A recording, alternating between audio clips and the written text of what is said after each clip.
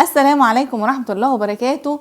كل عام وانتم بألف خير، وإن شاء الله عام جديد سعيد علينا جميعا. حلقة النهاردة كلها بشريات، هنتكلم عن المبشرات والرؤى اللي بنشوفها في آخر العام أو بداية عام جديد، واللي بتبشرنا بالخير الكتير قوي في السنة الجديدة دي. النهاردة هنتكلم عن كمية رموز فعلا كتيرة جدا، مبشرة جدا جدا. اللي يشوفها في آخر السنة، اللي يشوفها إن شاء الله في بداية السنة الجديدة يبشر بكل خير. يعني إيه؟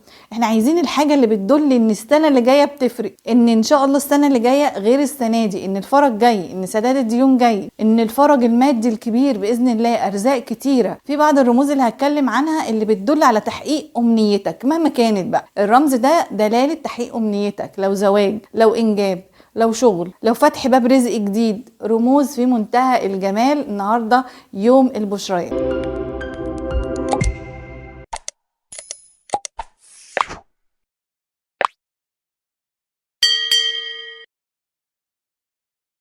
رمز جميل جدا جدا وهو فرش سجادة الصلاة. الرمز ده اللي بقول لكم عنه اي حد عنده امنية، سواء كان نفسك تتجوزي، كان نفسك تصالح زوجتك، كان نفسك تفتح باب رزق ليك، كان نفسك تلاقي فرصة عمل. فرشة المصلية في الرؤية بشوفها من اجمل الرؤى ومن اجمل البشريات. وكل ما كانت سجادة الصلاة في الرؤية اكبر اوسع، او مثلا ان معاك كذا مصلية، يعني على ايدك كذا واحدة، شفتها في بعض الرؤية دي جميلة جدا وبتبشرك انه هيتفرش لك ان شاء الله العام القادم امنيات، تحقيق الامنيات ايا ما كان بقى الامنية الخاصة بيك انت.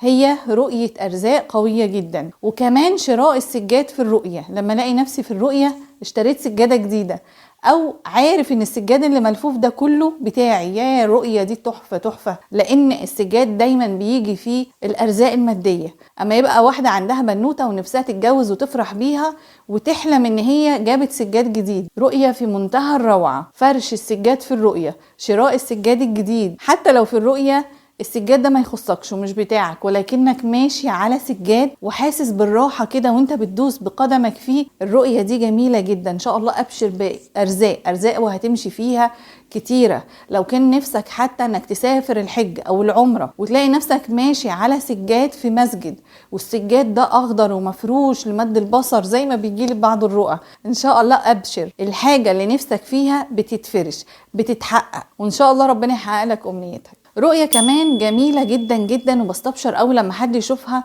خصوصا في بداية عام جديد، وهي رؤية البطاطين أو الغطا عموما اللي بيغطي النائم في الرؤية. تعرفوا ان الرمز ده رمز ستر مادي رهيب، ستر مع الزوجة، ستر في كل حاجة نفسك ربنا يحققها لك. خصوصا في بعض الناس بتشوف أكتر من بطانية مفروش عليها، 1 2 3 4 وتبدأ تعد فيها، ما شاء الله. ممكن يكون كل فرشة فيهم أو كل غطا فيهم نوع معين من أنواع الستر. هنا ستر في الصحة، هنا ستر مادي، هنا ستر مع الزوجة ان ربنا يصلح حالها وحالك. ممكن كمان يكون ستر في الشغل. لو كنت شفت رؤية زي دي تعرف ان شاء الله ربنا هيكرمك.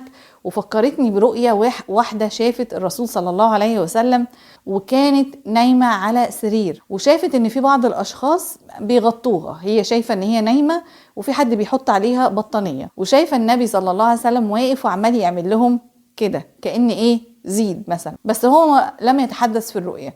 ويفضل الناس اللي حواليها في الرؤية يحطوا عليها غطاء اكتر، فالرسول صلى الله عليه وسلم يعمل كده فيحطوا تاني، وهكذا. والحمد لله رب العالمين، هي كانت سيدة مريضة وربنا شفاها ووسع عليها الحمد لله ماديا جدا جدا، والمشاكل المعينة اللي انا كنت عارفاها عنها ساعتها كمان اتحلت. فالرؤية دي مش بس ممكن تدل على سنة، ده ممكن تدل على اعوام، ويكون كل غطا فيها عام جديد سعيد.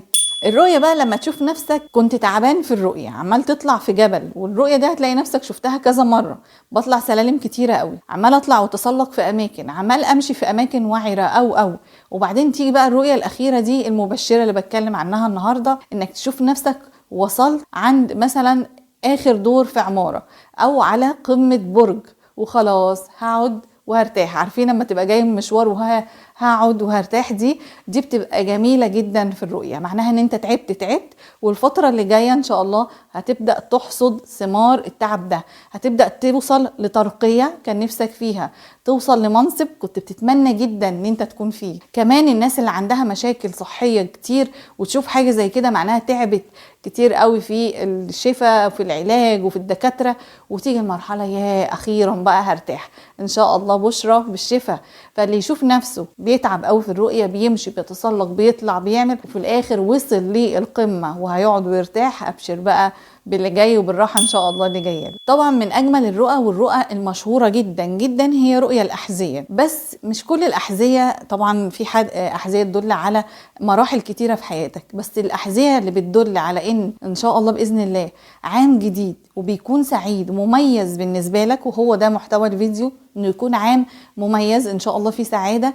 انك تشوف انك بتشتري او عندك بالفعل في البيت حذاء، الحذاء ده بغض النظر ذكر او انثى بيكون لامع، بلاقي نفسي قدامي حذاء فيه لمعة برونزية، فيه لمعة فضية، فيه لمعة ذهبية. طبعا الذهبي ده واو تحفة جدا يعني في الرؤية. عارفين لما يكون الحذاء على الارض في المنام طبعا بيكون جميل جدا، كل ما ارتفع الحذاء في الرؤية كل ما كان حلو. يعني الاقي ان انا عندي كده مكان عالي او كده وحطت عليه الحذاء المميز بتاعي، او ان هو محطوط لقيت حذاء في منتهى الجمال، كل ما كان الكعب بتاعه اعلى، سواء برضو رجل او سيدة، تعرف انه تطلع بقى لفوق كده، ربنا هيكرم ماديا، ربنا هيكرمك مع زوج كويس جدا مرتاح ماديا، في حاجة فيها طفرة وبتحصل. فاقتناء الأحذية سواء شرائها بسهولة قوي في الرؤية، اشتريت وخلاص خدت وكان مظبوط خلاص ابشر اللي جاي، لان الحذاء هو حاجة بلبسها عشان همشي فيها سكة، حاجة هتسهل لي حاجة. فتخيل لو كان رمز الحذاء اصلا في الغنى او في الراحة او في العلو او في الوصول للأمنيات. الناس اللي نفسها جدا يبقى طبيب مشهور في مجاله، وفي بعض الناس نفسها تبقى مدرسة مشهورة او عندها مثلا تشانل او عندها حاجة نفسها جدا تكون مميزة. كل ما شفت الحذاء في برونزات اكتر، في حاجات لامعة، في شكل حتى لو في فصوص وهكذا، زي ما تحس انت انبهرت قوي بيه في الرؤية، تعرف انك هتوصل ان شاء الله وتحقق امنيات. الرمز ده اعتقد كلكم بتشوفوه وفهموه بقى معايا كويس جدا، لان اصحاب المنامات والرؤى والعلاقة الكويسة جدا مع ربنا باذن الله بيشوفوا المنامات دي بقى في اخر العام، وهي رؤية المنزل. حاجات وتفاصيل كتيرة جدا في المنزل بتدل ان ربنا باذن الله يبدل حالك للاحسن. زي ايه؟ اول حاجة لو شفت الريسبشن بتاعك او الصالة بتاعتك اكثر اتساعا، شفتها كبيرة قوي، ما شاء الله ابشر ربنا هيوسع عليك، من اول الراحة النفسية للسعادة الزوجية للراحة المادية. لو شفت في الرؤية ضيوف وناس وعمالين يناولوا بعض وولايم وكلام زي كده، جميل جدا جدا رؤية الضيوف في الرؤية. ويذكرنا بضيف سيدنا إبراهيم عليه السلام لما دخلوا عليه بالبشرة، فدخول الضيوف في الرؤية تعرف ان في بشريات،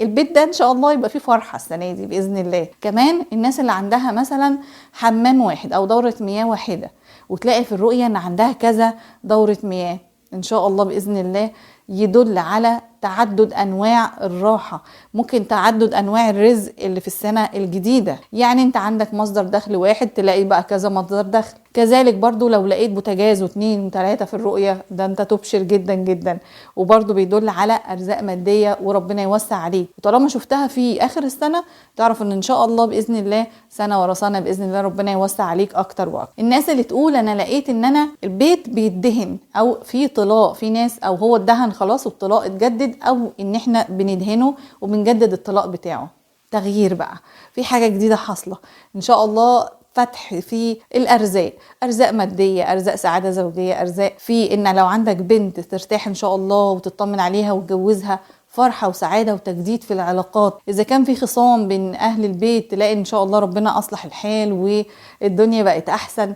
طلاق المنزل وتغيير الوانه، مهم تكون طبعا الوان مريحه وجميله، فبتدل انها خصوصا لو كانت الوان صفراء تعرف ان شاء الله سعاده وسرور جايه عليك قويه جدا. يطول الشرح في البيت او رؤيه الموائد، الموائد حلوه جدا طبعا في الرؤيه، او ان اصلا البيت ما فيش حواليه اشجار او جناين، ابص الاقي حواليه اشجار او جناين، رموز كتيره قوي. ابشروا ابشروا بالبيت، رمز السكن، رمز انك تكون مطمئن. والناس بتبقى قلقانه طبعا في الاحتياجات الماديه والمسؤوليات وكذا وكذا، فكل ما الاقي البيت جميل كل ما نفسي تهدى وان شاء الله اطمن، سواء ماديا او على تعليم الولاد او اي حاجه تكون قلقان. وطبعا الرمز اللي هقولك عليه ده قديم جدا جدا من قديم الازل، ولكن فعلا هو قوي جدا جدا. على قد ما هو قديم مش كل الناس بتشوفه، وهي رؤيه البقره.